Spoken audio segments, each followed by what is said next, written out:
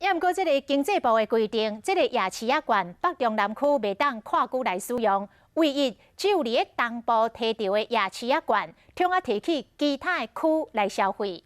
这是互东部的夜市仔摊贩噗噗跳，讲安尼因真正开，但是住伫个东部的饭店，但是煞会当甲馆摕去别区来消费，安尼因就趁袂着咯。希望政府会当听到因的心声，改变一下。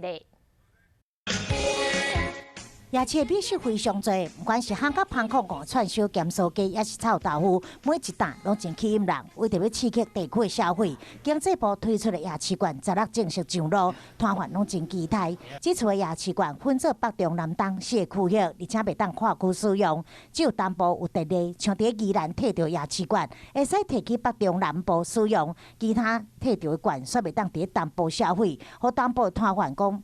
不公平。我们这个流出去，我们就做生意人出亏，旅客不会出亏，生意人出亏啊。我是觉得既然发了，就全部都流通比较好。对啊，因为毕竟是一样的东西嘛，那全省都使用比较好。劳动店长也表示讲，夜市馆的政策只有做半套，若是无限定地区消费，对地区夜市的帮助嘛真有限。即马只希望经济部听到东区夜市心声，开放双向使用。